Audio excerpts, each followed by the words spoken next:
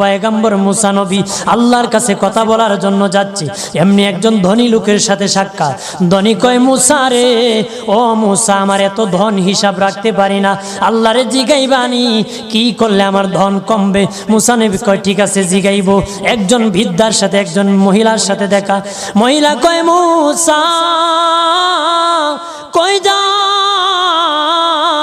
কই যাও রে মুসা? মুসা নবী কয়, তোর পাহাড়ে যাব, আল্লাহর সাথে কথা বল। মুসা রে, আল্লাহরে জিগাইবানি, আমি গরিব মানুষ, আমি ভালো কিছু কিনতে পারি না, ছেলে মেয়েকে ভালো কিছু খাওয়াইতে পারি না, ভাঙ্গা ঘর, এত গরিব, ভালো করে ঘর বানাইতে পারি না, আল্লাহরে জিগাইবানি কি করলে আমার উন্নতি হবে, ধনী হব, টাকা পয়সা হবে, আল্লাহরে জিগাইবানি। আল্লাহ মুসা নবী কয়, ঠিক আছে, আল্লাহরে জিগাইব, তুমি কেমনে ধনী হইবা? আল্লাহ নবী মুসা নবী 3 রাস্তার মোড়ে যা দেখে একটা লোক বসে আছে, তার 2 হাত নাই, 2 পা নাই, 2 হাত নাই, 2 পা নাই। ওই লোক ডাক দিয়া কয়, মুসা রে, জীবনে কোনোদিন নিজে হাঁটতে পারি নাই, নিজ হাতে খেতে পারি নাই, কেউ খাওয়াইলে খাই, নতুবা উপবাস থাকি, বৃষ্টি আসলে ভিজি, সেখানে আমি আবার শুকাই। ও মুসা, জীবনে কোনো কাজে দুনিয়ার লাগি নাই, আল্লাহরে জিগাইবানি কোন কারণে আমারে বানাইছে?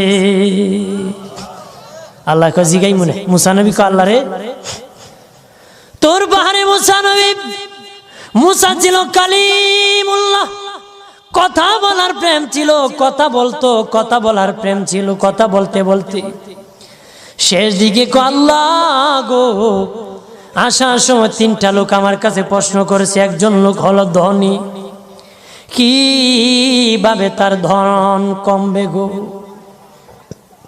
আল্লাহ বলেন, মুসা রে, তারে জানায়া দাও, যাকাত দেওয়া যেন বন্ধ করে দে, শুকরিয়া আদায় করা যেন বন্ধ করে দে, তাহলে আমি প্রভু আল্লাহ সুবহানাহু ওয়া তাআলা তার ধন কমায়া দিব।